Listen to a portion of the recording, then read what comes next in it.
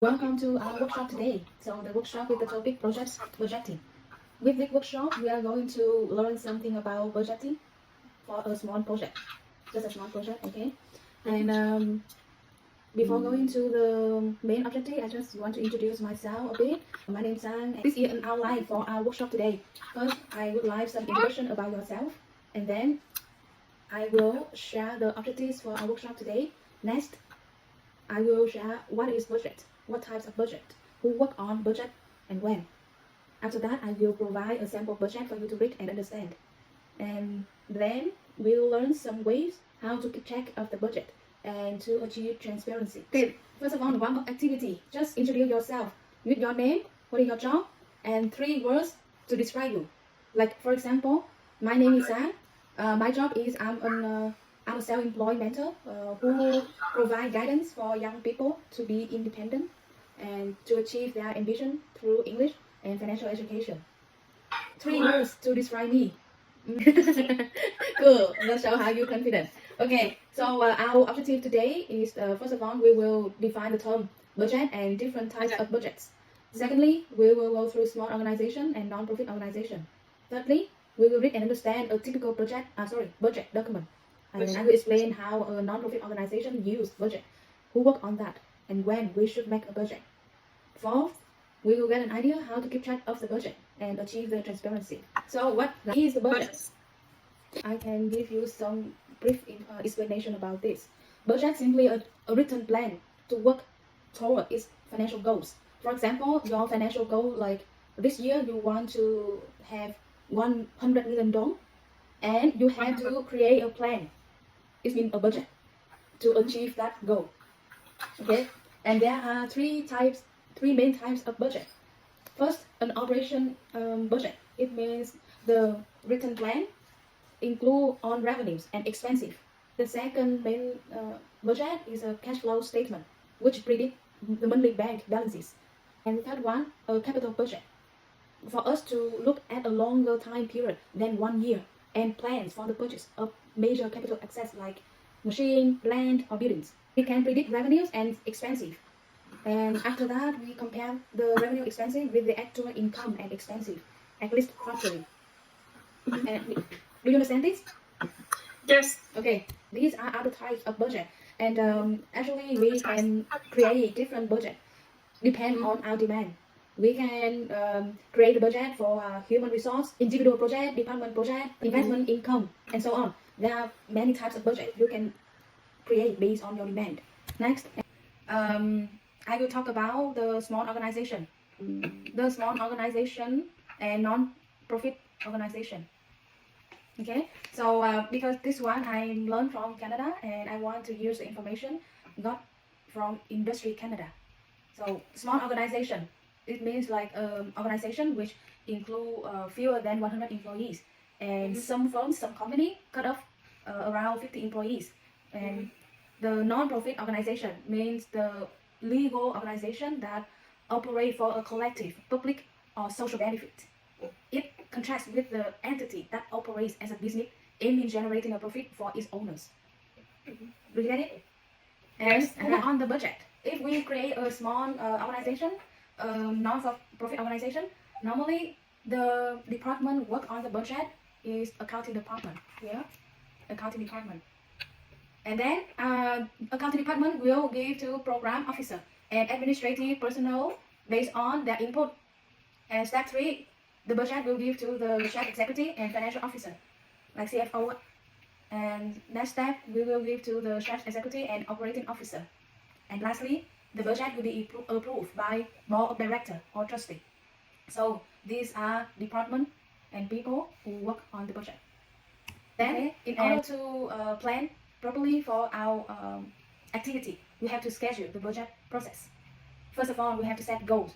For example, you want to organize an activity in September, for example, okay? So you have 3 months to prepare for that. And then set goal, how much money you want to organize the activity in September. And then establish objectives. What is the purpose? Identify program and activity to accomplish the goal. For example, in September, you want to organize an activity for your family. For example, let's say your father's birthday. This is an activity you want to prepare 3 months before your father's birthday. So you have to set goal like how much money you need to organize that birthday party.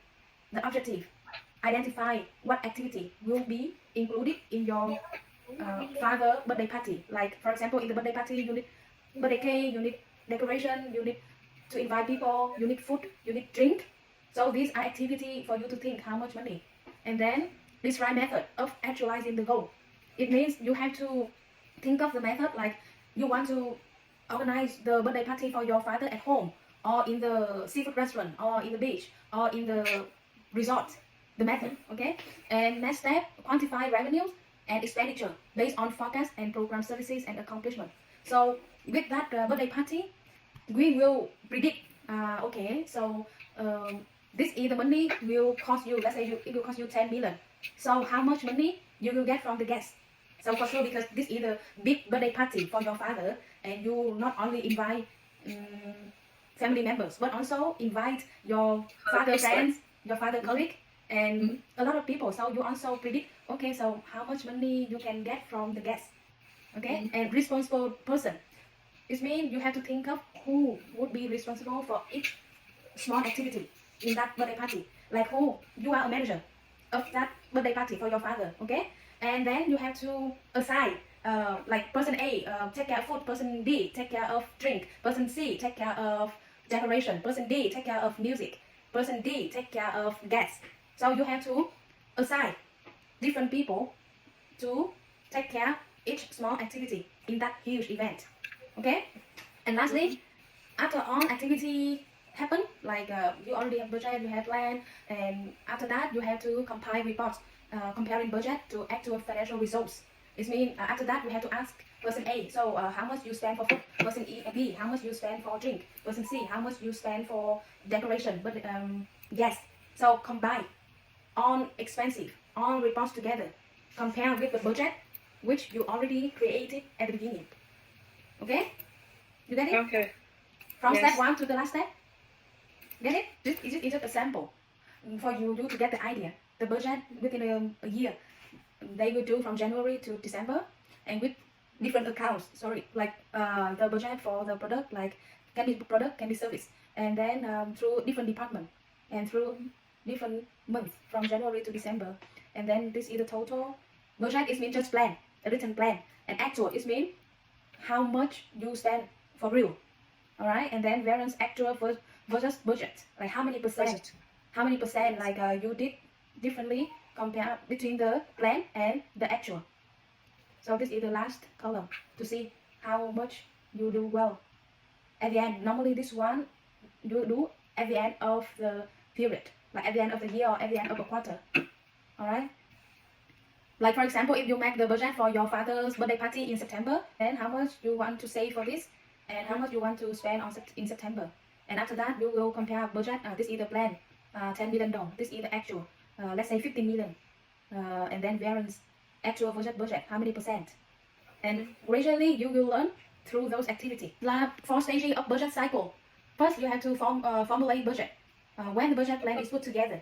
So when you have to identify when and formulate it, and then enact the budget. It means if you work in the organization, you have to give the budget for board of director, for your boss to approve, to sign, to show their agreement with that budget, and then execute. It means carry out that budget to the government. Like let's say your project not only in your workplace, like in your university, but also it involved with government, like Department of Environment or Association of Chemistry, Physics, like under government policy. So you have to give that budget to them to approve. And lastly, audit and assess when the actual expenditure of the budget are accounted for and assessed for effectiveness. So these are 4 stages of a budget cycle. Then how to keep track of the budget. First, refrain from use cash, like as I shared with you, that's why we should have cashier and accountant differently. Then record expenses and budget, and after that keep receipt from each transaction. And after, we use the budget system or budget software and store budget for each expense, and then allocate the money which organization has not used wisely every quarter. Last but not least, let audit and assess the budget. So these are the steps for you to keep track of the budget. Do you understand?